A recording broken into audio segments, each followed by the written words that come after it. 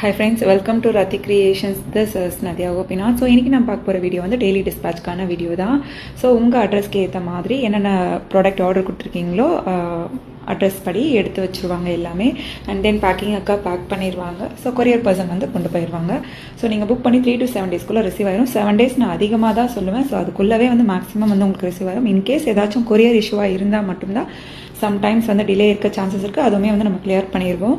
So என்னென்ன product பிடிச்சிருக்கோ screenshot எடுத்து ஆர்டர் ப்ளேஸ் பண்ணிக்கோங்க. ஸோ சம்டைம்ஸ் வந்து உடனே வந்து ரிப்ளை கொடுக்கல அப்படின்ற மாதிரி சில கமெண்ட்ஸும் நான் பார்ப்பேன்.